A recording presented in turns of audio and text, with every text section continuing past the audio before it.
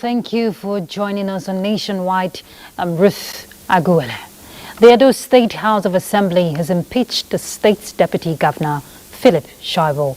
The impeachment followed the adoption of a report filed by the 7-man investigative panel set up by the Assembly to probe allegations of misconduct leveled against him.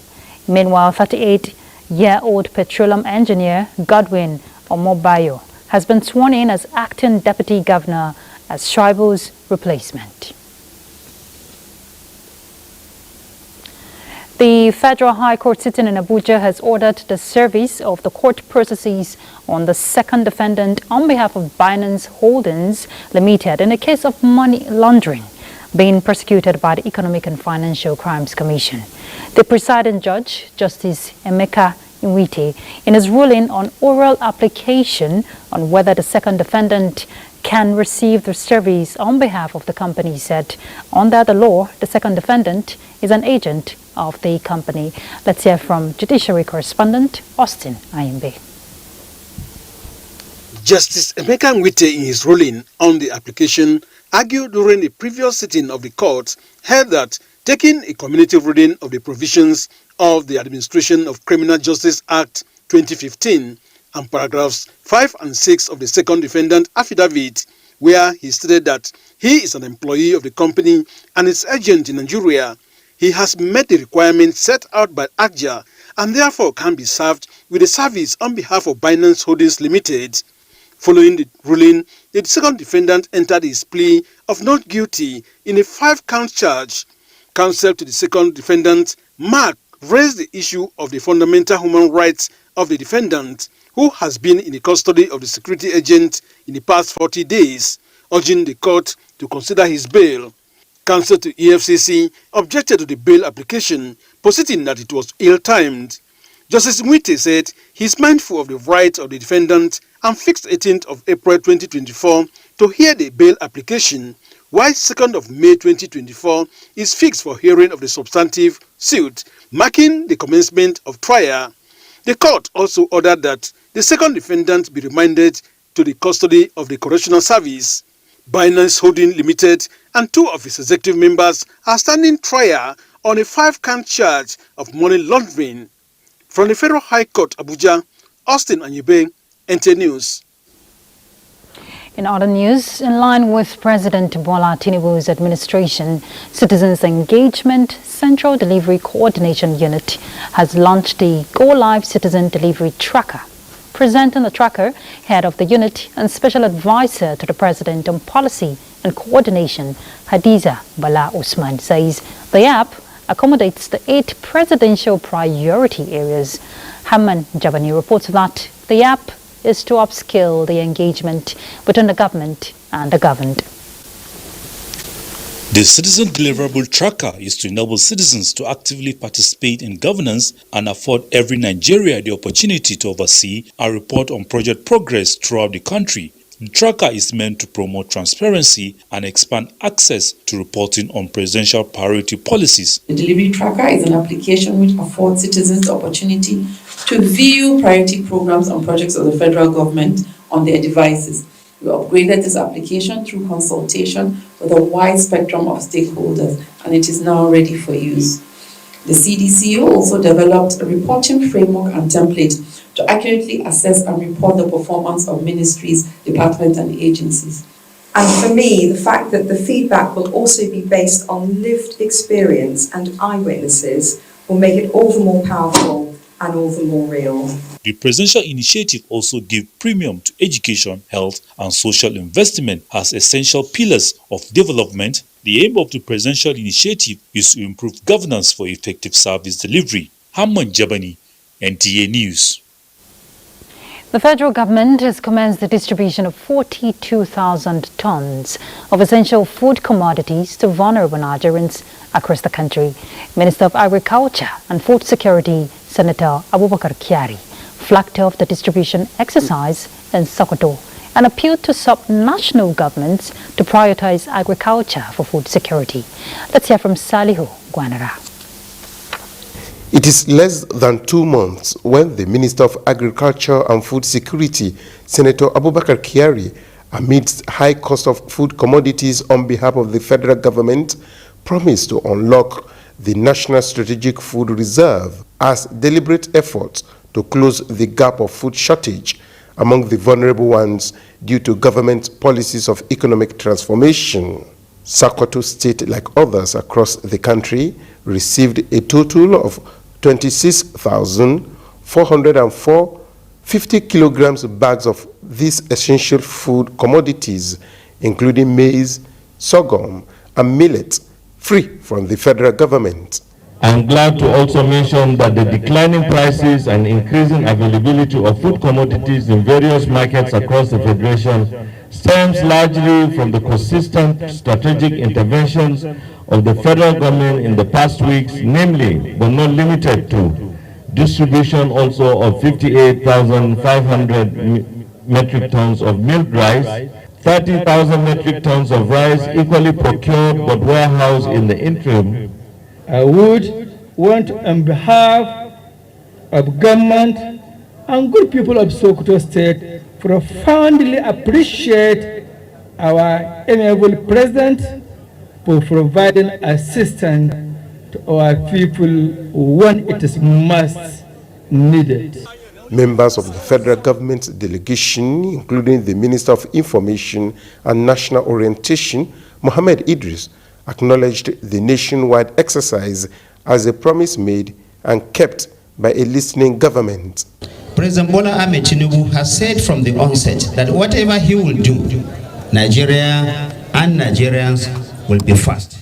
And therefore, much as he's also doing that, he is also investing massively towards the production of agriculture, indeed contributing massively in the entire agricultural value chain so that Nigeria will have a secured future through food security. 20% of the food items due for each local government area should be given to the religious organizations, and 3% to be given to boarding schools in the local government areas. Sokoto State government equally used the opportunity to complement federal government's gesture by adding rice to the food menu of the vulnerable beneficiaries. From Sokoto, Salihu Guanara, NTA News. Governor Umar Namadi of Jigawa State promised to put the welfare of the people above any other thing in his quest to build a peaceful, resilient, and economically viable state. He made the promise in his interaction with beneficiaries and handlers of the Ramadan feeding program while inspecting some of the feeding centers in Duse. Mohammed Musa Eskira reports. The beneficiaries of this feeding program, it is an intervention that came in a critical time of need. It gives them a relief when they are sure they have a food package at the end of the long day Ramadan fast. This is what we rely on this Ramadan period. As you can see, we just collect our share. We will eat some and keep the remaining for the morning. We ask Allah to reward the governor for what he has done for us. We, the beneficiaries of this free feeding, thank Allah for giving us such a caring leader. Governor Umar Namadi appreciates how the program is being handled, however warned the handlers of the program against shortchanging the beneficiaries, noting that anyone found wanting will be dealt with. Even last week, the governor directed his deputy to inspect the about 2 billion naira feeding program to see how it was going to ensure transparency and accountability in the process. This feeding program and the food palliatives provided to the citizens have gone a long way reducing the inflationary hardship on the people, particularly in this month of Ramadan. From Dutse, Muhammad Musa Askira, NTA News. And to get more insight on the success of the Ramadan feeding exercise, we join our correspondent now, Mohammed Musa Askira, live to give us the insight. Mohammed, can you hear me? Okay, great. Well, thank you, Ruth. This is Duse, the Jigawa State capital. Welcome to the New World.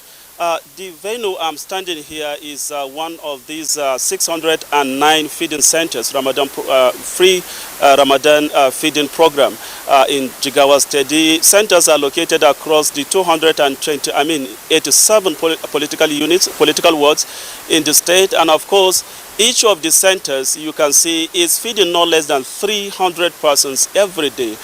Here, I'm sure in the next 1 hour, this area, the deserted place seen here, will be a beehive of activities because people are beginning to come tripping in now, and very soon this place is going to be very, very busy when the food will be coming for distribution.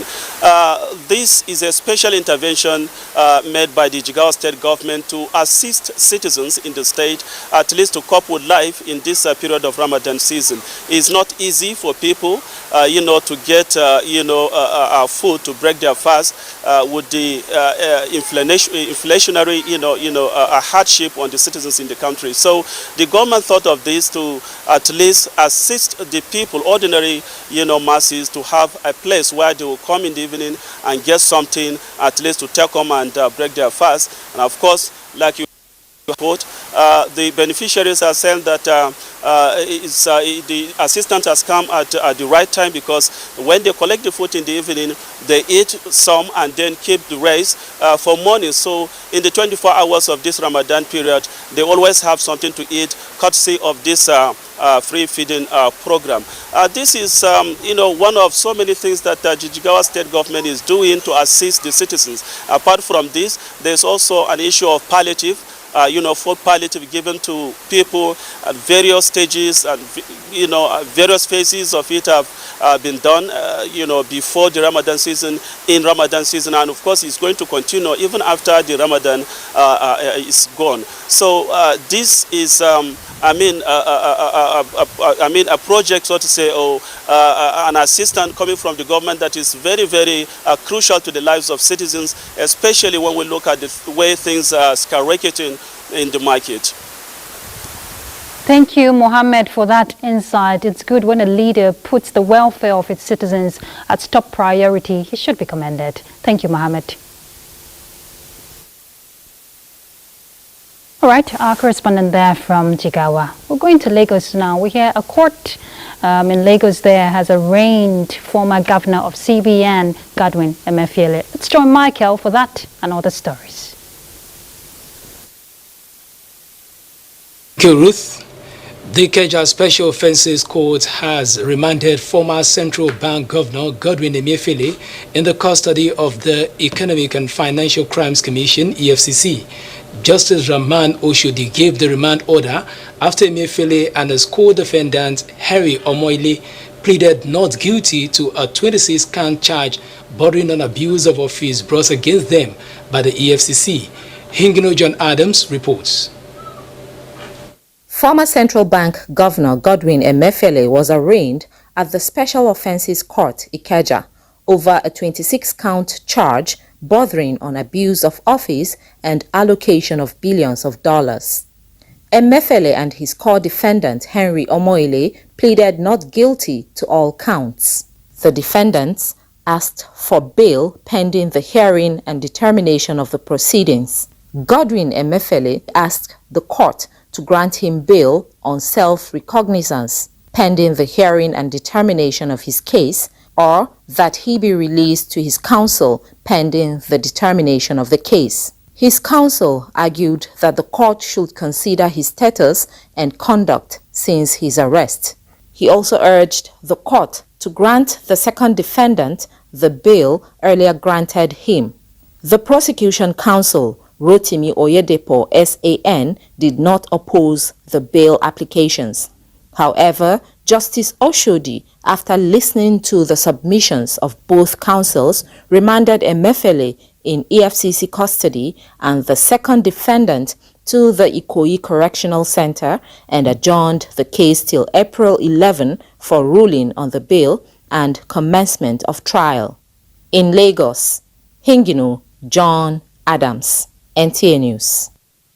The Nigeria Customs Service says due diligence should be put into consideration when purchasing pharmaceutical products, citing the recent seizure of 15 cartons of unlabeled drugs in Ejabode as reason for caution.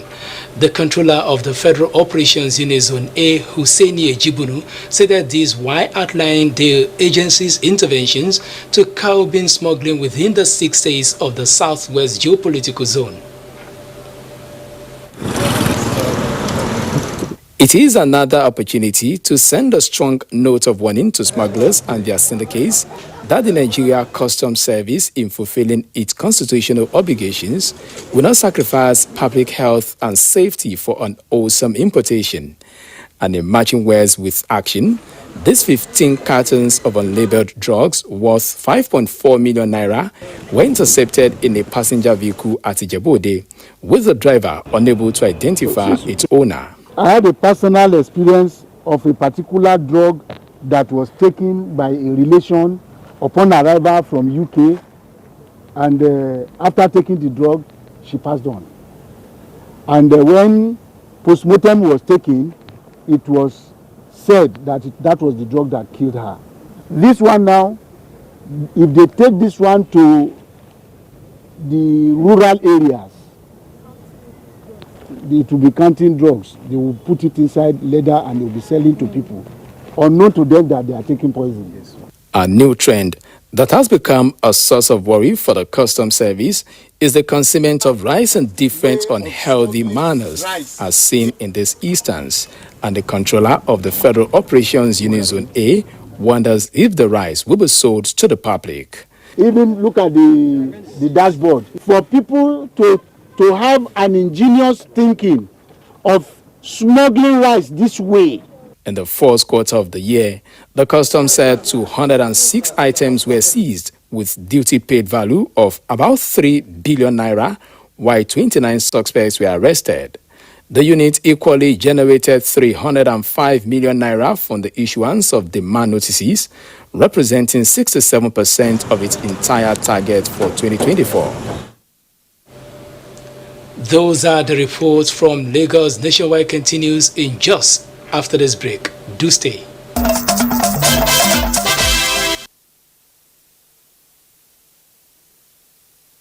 Still on to Nationwide on the network service of the NTA. Welcome to JOS.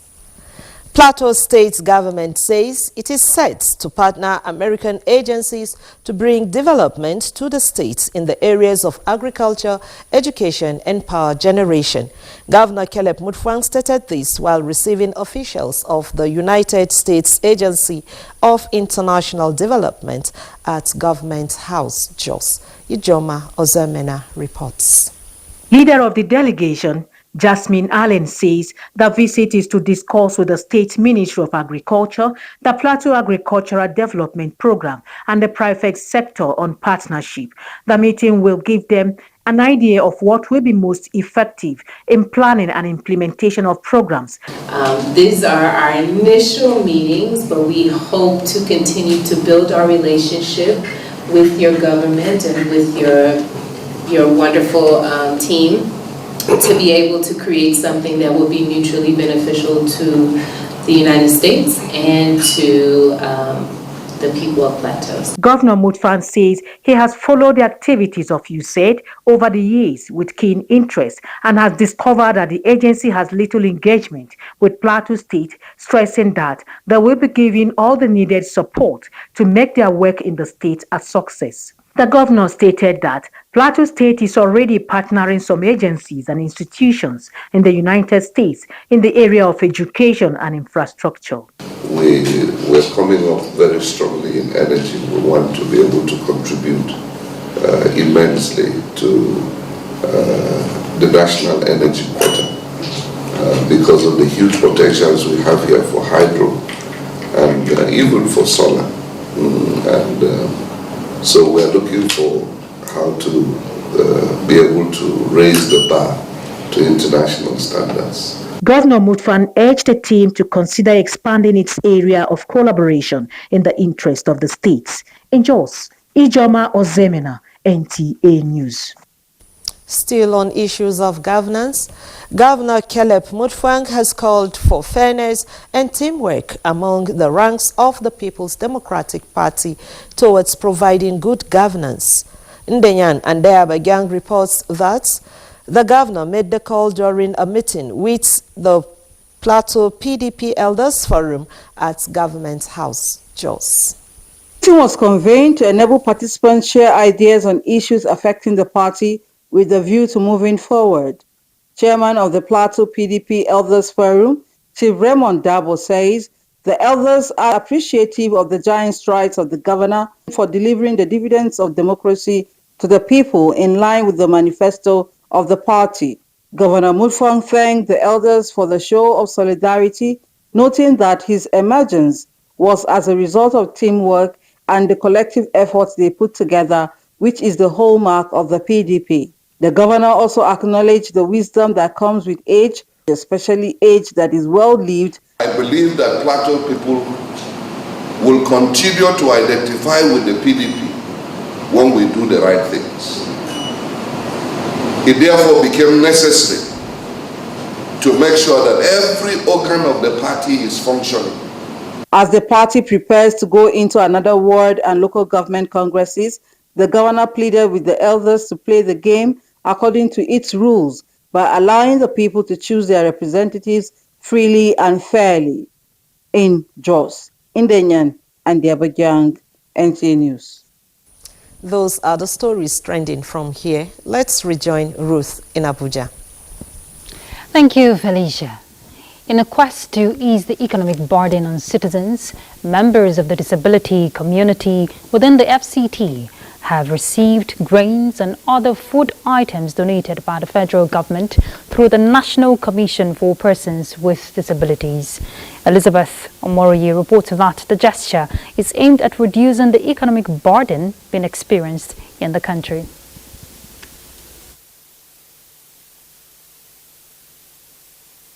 I want to use this medium to thank President Bola Ahmed Tinubu for seeing the plight of persons with disability in the country. It's not easy.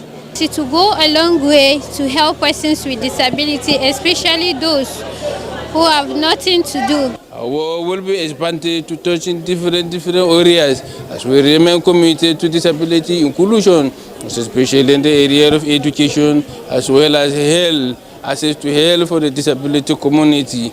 We are committed to launching the accessibility facilities in Nigeria.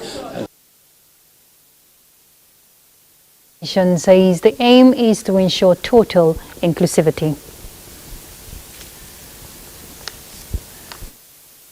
The Court Martial Federal Road Safety Corps, Dauda Aliviu, has directed that the over 28,000 core operatives in the country to effectively cover 51 road corridors during the agency's Eid al-Fitr special patrol.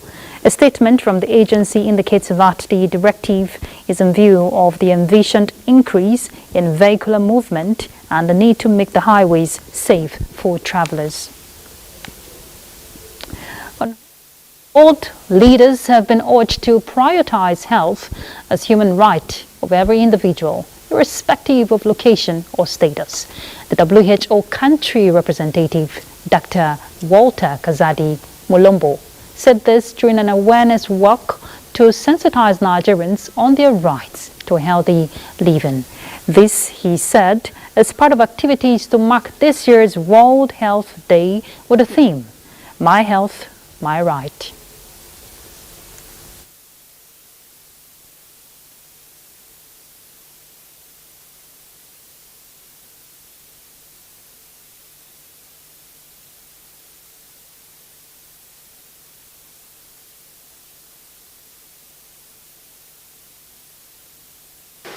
Health is a fundamental human right and shouldn't be a privilege.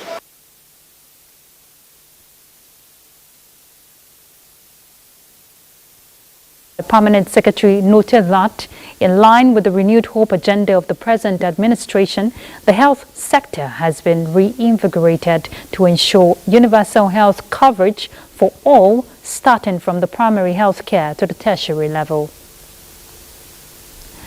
With recent development in the aviation sector, focus is now shifted to interagency collaboration to mitigate the challenge of air accidents in the country, towards improving safety standards for the overall development of the country.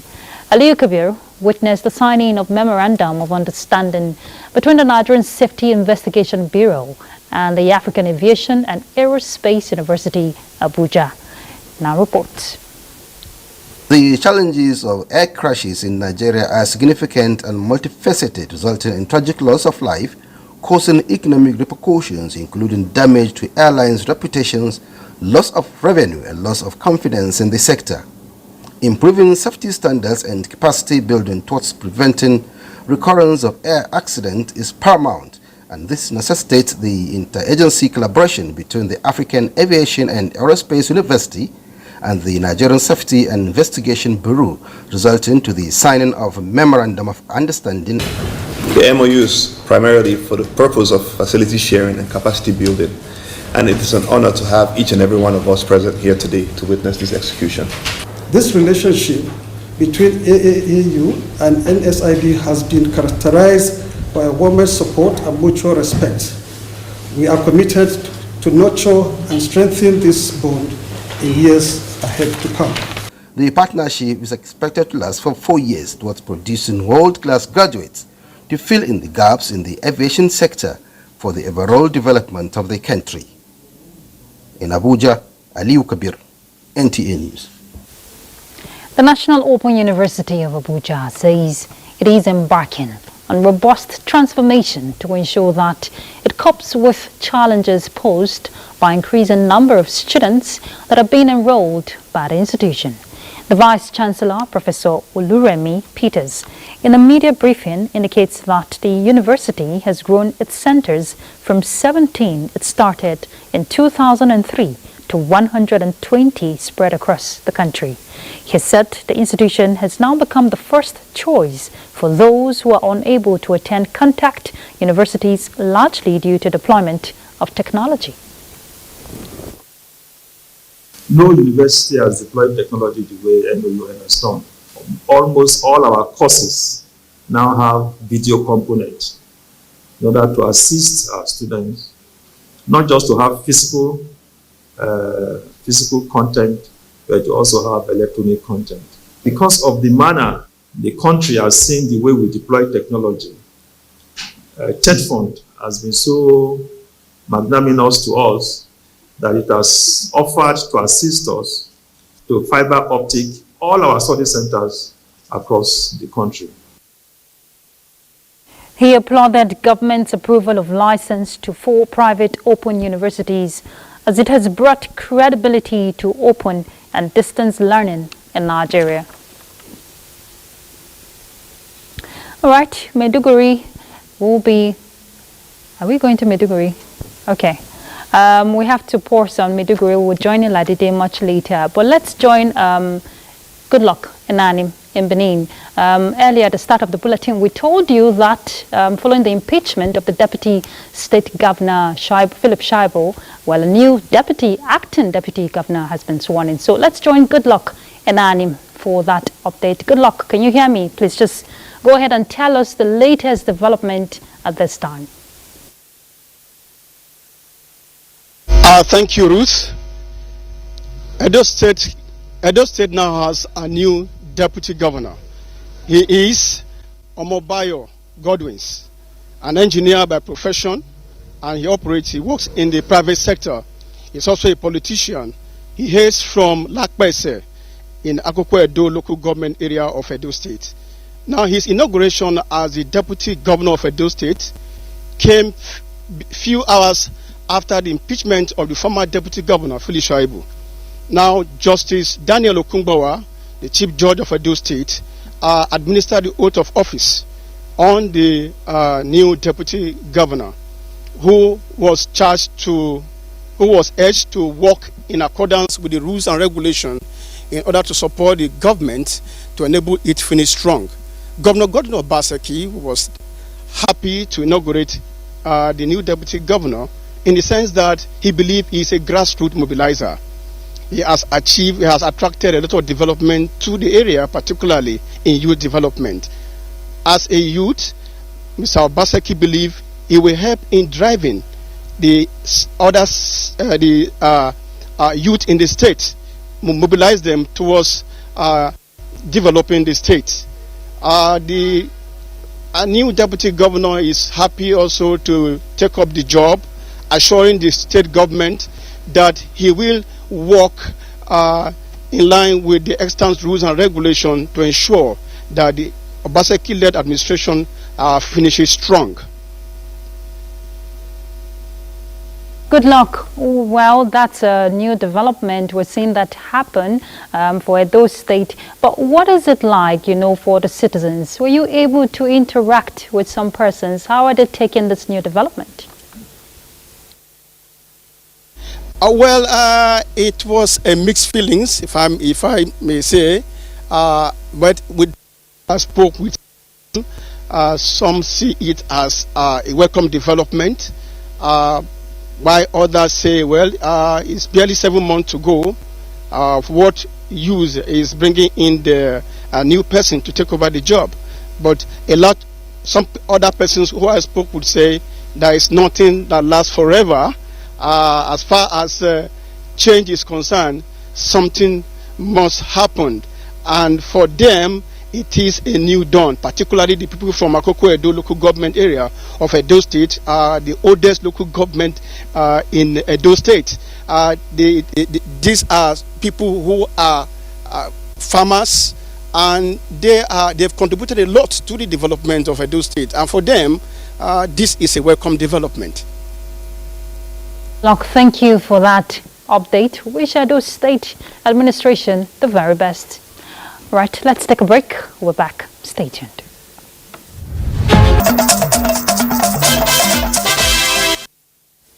Good to have you there. Let's join Maiduguri now as we link up with Ladidi Musa. Ladidi. To Maiduguri. Welcome to Maiduguri. Good to have you join us.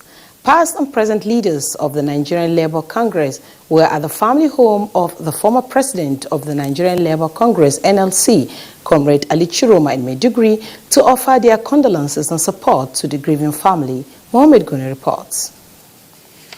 Leaders within the Nigerian Labour community, including past and present presidents, as well as people from all walks of life, paid tribute to late Ali Chiroma, applauding him as a man of unwavering integrity, whose actions and dedication remain as exemplary pillar for others to follow. Ali Chiroma is an epitome of the struggle.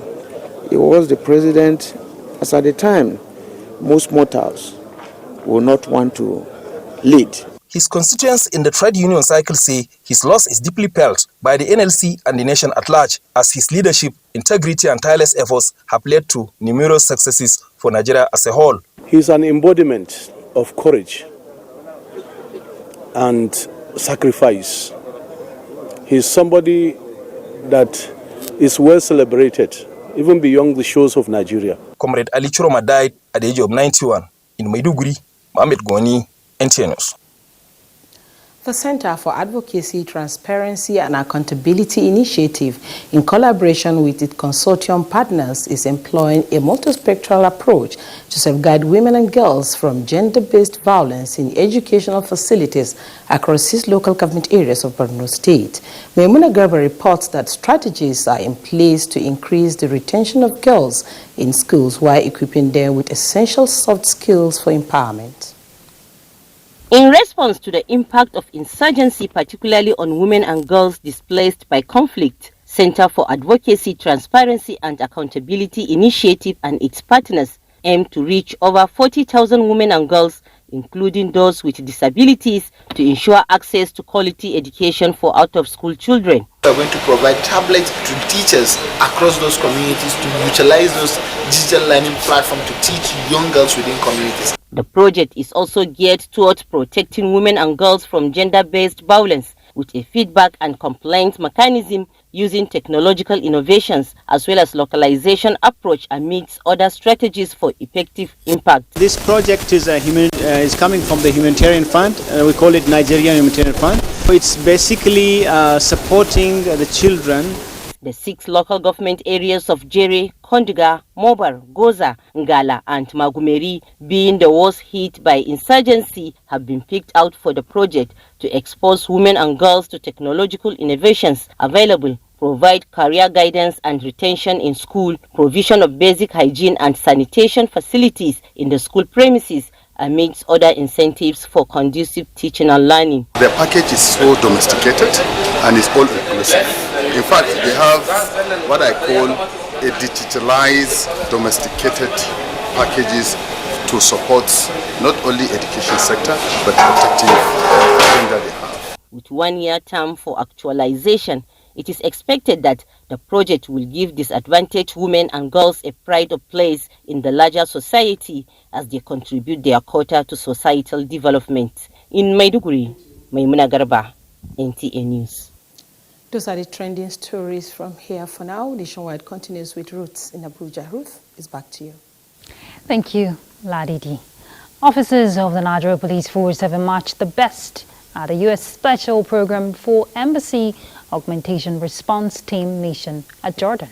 The training, designed to enhance the team's skills in responding to various emergencies and tactical situations, was conducted by the U.S. Navy SEALs and covered several tactical drills and assessments, ensuring a well-rounded learning experience.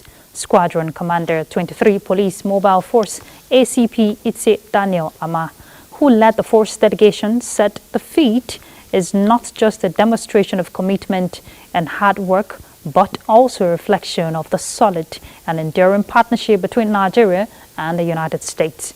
ACP Ama, who extended the IGP's gratitude to the U.S. government, assured that the training received will undoubtedly play a crucial role in their mission to protect diplomatic personnel and ensure the safety of the Nigerian populace. The Federal Competition and Consumer Protection Commission has commended the recent enforcement action taken by the Nigerian Electricity Regulatory Commission against the Abuja Electricity Distribution Company for violating the supplementary order to the multi-year tariff order 2024 for AEDC.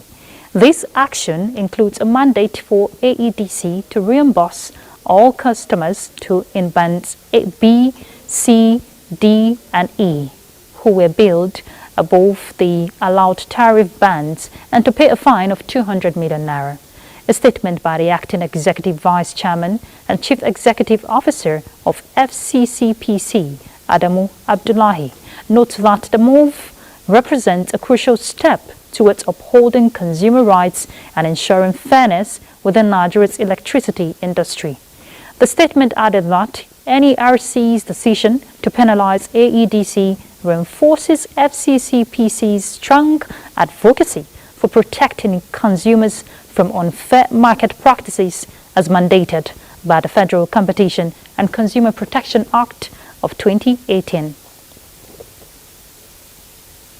In line with that development, the new electricity tariff, guests on NTA's Good Morning Nigeria, believe if diligently implemented with transparency will help boost investment and energy efficiency in the power sector. Well, they urged power distribution companies, that is the DISCOs, to ensure customers on Band A removed from government subsidy are not changed. Lydia Sampson reports. Difficult as the new electricity tariff is, experts believe it is long overdue.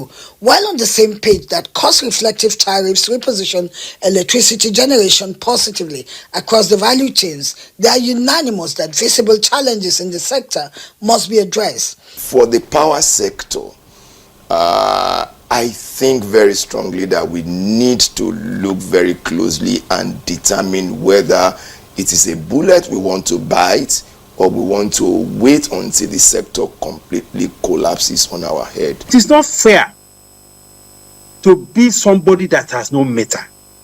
I mean, it has to be a priority. Even before all of these price reviews and things begin to happen.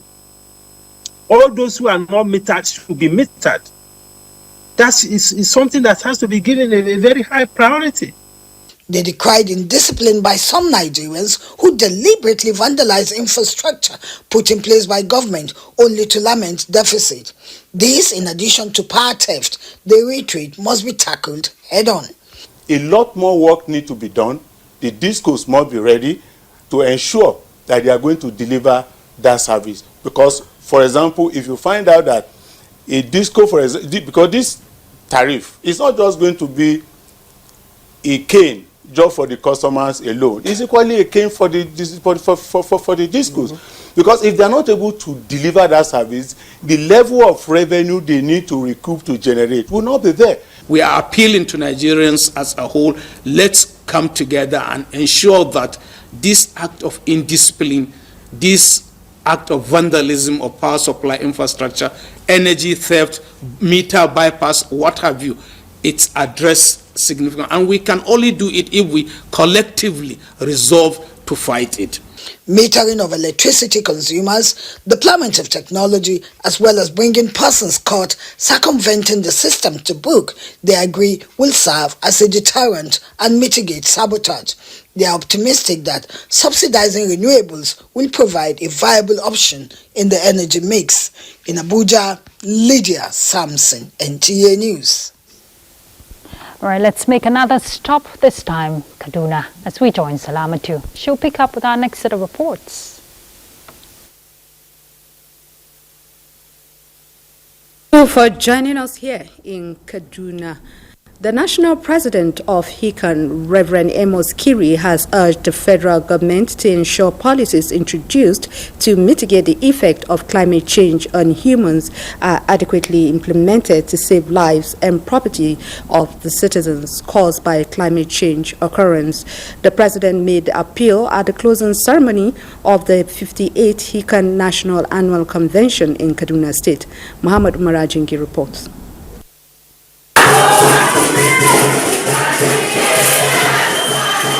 It was a week-long event with resource persons presenting papers on different subject matters, drawing the attention of the believers to keep faith in God and contribute their quota for the progress of Nigeria. The national president of HICAN during his presentation delved on the silent issues of climate change affecting the environment, inflicting setbacks on the people, which is largely caused by human activities. He advised the people to be patriotic citizens and endeavor to take care of their environment. We have also risen to ensure that we control the kind of bushes that we burn. The grasses are very important for us. The trees are important for us. Birds cannot perch again anywhere if there are no trees. The small animals that we see, as little as rats, will have no place to go if the grasses are not there. They feed on it. The religious leader later led a group of pastors and members of the church to plant trees within and outside the church to match his words with action. Archbishop Musa Panti Philipus also urged people to love one another. We need to persevere. We should never give up in our hope.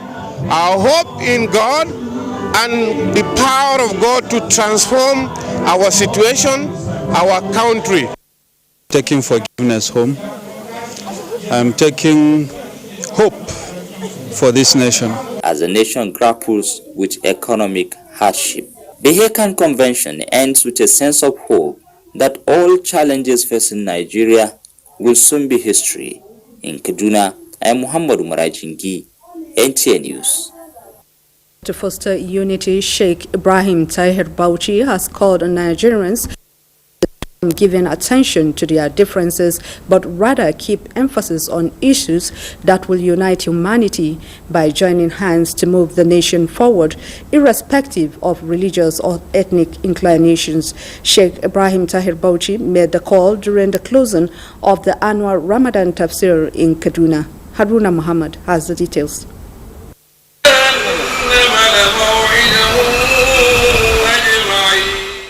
Since the commencement of Ramadan fasting, the children of Islamic scholar Sheikh Tahir Usman Bauchi stood in for their father, educating Muslim faithful on the teachings of the Quran. Sheikh Ibrahim Tahir Usman Bauchi the eldest son of the Islamic scholar, urged believers to ensure they put into practice what they have learned. They prayed for Allah to accept the good acts done by the Ummah during the month of Ramadan to bring economic prosperity and end all forms of economic challenges in the country. Haruna Mohammed, NTA News. Completes our package. From here is back to Ruth in Abuja. Thank you very much, Salamatu. And for us here, next will be